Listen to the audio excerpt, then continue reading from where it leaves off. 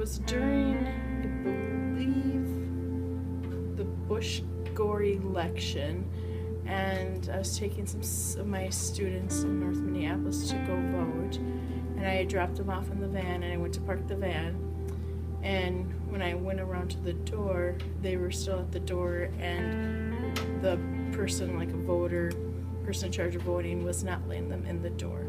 And so I had to explain to the person that they were registered voters, they were of legal age, they had every right to be there. And then they were able to go in and vote.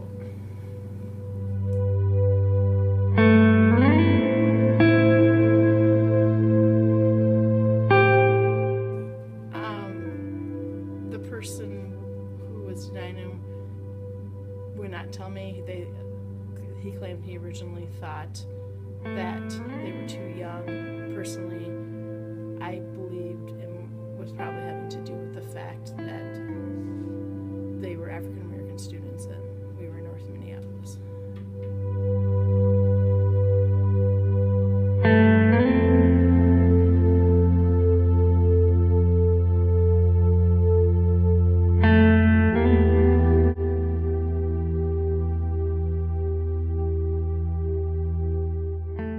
Live. Okay. What is your name? Ellen McMahon Miller. What is your connection to my topic? My connection to minorities? Well, I am a minority. I'm African American. I was born and raised here in the USA, in Bronx, New York.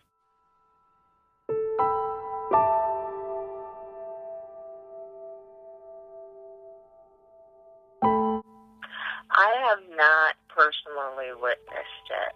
I have heard a number of stories about it, but I have not personally witnessed it. I have seen where in my neighborhood, which has a large minority population, where there are efforts to get people out to vote, but it's definitely not the same as neighborhoods where I've lived where it's been less of a minority population. Okay. What can you tell me one of those stories that you have heard about? I recently heard a story about a Hispanic man in, I believe it was in Minneapolis or one of the suburbs around Minneapolis, that was trying to vote in this past election, and he essentially was sent on a wild goose chase. He was told to go one place to vote, and then they told him, no, you don't vote here. You need to go to another place to vote.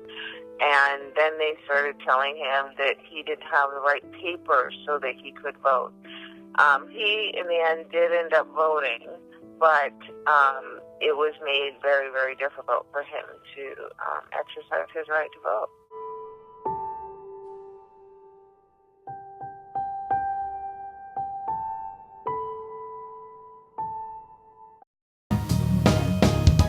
In the last presidential election, 31 states had voter ID laws, 5 of those with strict photo requirements.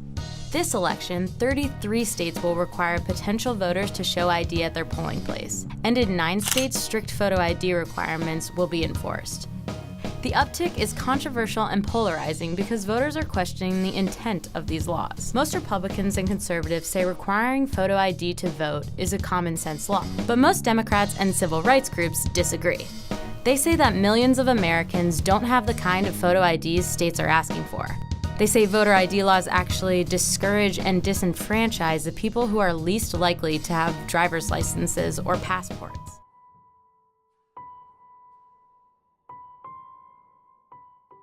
This is a quote from the Women League of Voters. I stand with the League to ensure that elections are always free, fair, and accessible.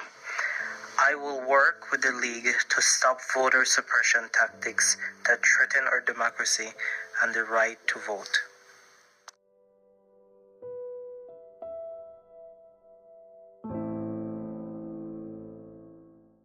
This is a Women League of Voter page, and these are something that you can do.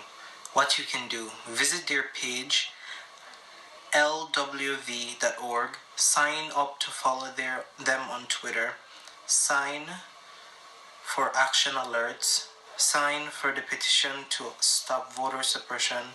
Register to vote yourself.